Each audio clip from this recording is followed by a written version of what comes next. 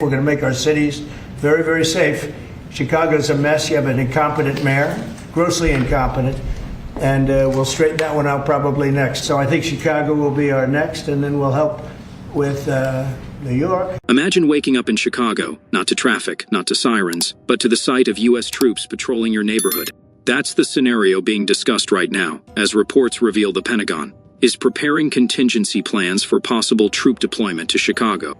Former President Donald Trump has pushed hard for a National Guard crackdown, and now America faces a historic question. Should the military be sent into U.S. cities to fight crime, or is this crossing a dangerous line? Welcome to Chicago Loop News, the place where Chicago's biggest stories are broken down with clarity and truth. If you're new here, hit subscribe and tap the bell, because what's unfolding right now could change the future of not just Chicago, but every American city. Chicago has long battled crime, but in recent years, certain neighborhoods have seen spikes in shootings, carjackings, and robbery. In 2021, Chicago recorded its deadliest year in decades, with more than 800 homicides. While numbers dipped slightly in 2022 and 2023, the perception of violence remains strong.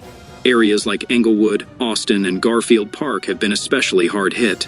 Residents say they live with constant fear, and some describe nights filled with gunfire. For critics like Trump, this is proof that local leaders have failed and that federal force may be the only solution. Trump has repeatedly blasted Chicago in speeches, calling it worse than Afghanistan when it comes to violence. Recently, he suggested the National Guard should be sent in, not just as backup, but as a full-force presence to restore order. Supporters say this would finally bring law and order to neighborhoods overwhelmed by gangs and crime. But opponents argue it's a political stunt, designed to make headlines more than solve problems. The Pentagon, however, has quietly begun drawing up contingency plans, which means the idea is being taken seriously at the highest levels. So, what would this actually mean? Imagine National Guard vehicles parked at CTA train stations, soldiers patrolling shopping districts like the Magnificent Mile, military checkpoints in Englewood or South Shore.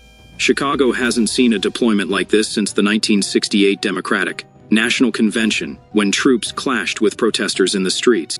That event left lasting scars, and many fear the same could happen again, especially in communities that already distrust police. Chicago's Mayor Brandon Johnson and Illinois Governor J.B. Pritzker are united against the plan. Pritzker said bluntly, "This is federal overreach, and it would only escalate tensions." Here's the bottom line.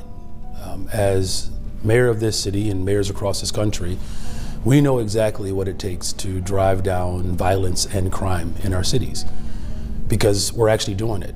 The city of Chicago has experienced unprecedented levels of violence reduction. Mayor Johnson argued, Chicago needs investment, not military patrols. Community organizations agree, pointing out that long-term solutions like better schools, mental health services, and job opportunities have been ignored for years. Yet, families in crime-heavy neighborhoods are divided.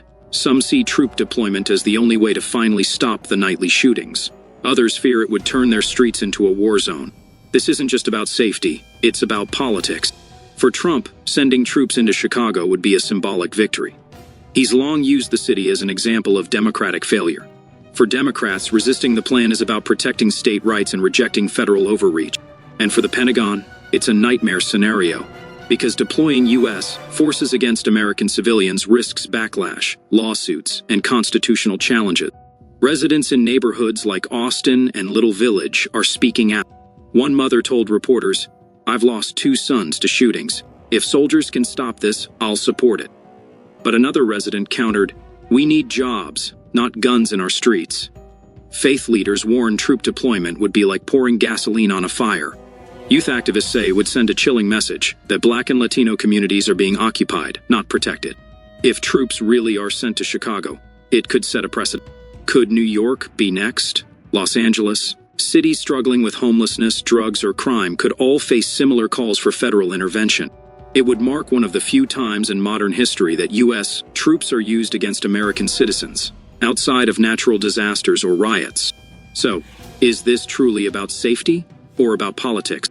Would troop deployment save lives or destroy the fragile trust between residents and government? And most importantly, where does it stop? If Washington can send soldiers into Chicago for crime, what else might justify it in the future?